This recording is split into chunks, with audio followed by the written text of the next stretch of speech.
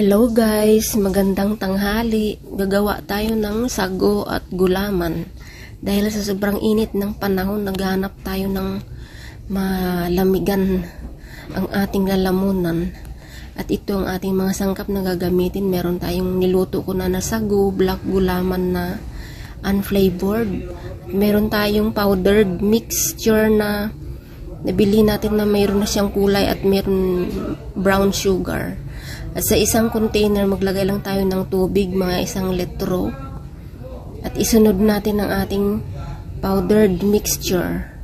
Yan yung parang may kulay na siya.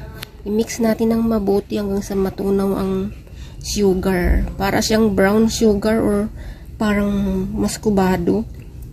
Isunod natin ang black unflavored na gulaman. Ginawa ko na ito kahapon para i-prepare ko na lang ngayon. Ayan, ubusin natin kalagay. At i-mix lang natin ulit hanggang sa mahalo ang ating sugar. At isunod natin ang sago. Ito yung sago na maliliit na niluto ko na rin yan. Para mag-ano na lang tayo, maghalo. Hindi ko nilagay lahat yung ating sago dahil sobrang dami. Para sa mga susunod na naman na ating gagawin. Ayan na yung itsura ng ating sago at gulaman. At ilagay natin dito sa baso. Pero papalamigin muna natin ito bago inumin kasi mas masarap pag sobrang lamig. Or pwede naman maglagay ng ice. Ayan ang ating vlog for today.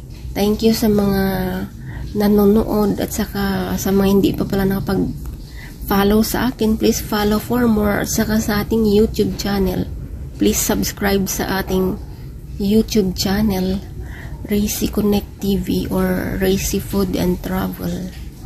At ayan na ang ating sago at gulaman. Ayan guys, napakasarap dahil hindi masyadong matamis. At nilagay natin dito sa isang pitcher ang iba. Thank you sa panonood. Bye!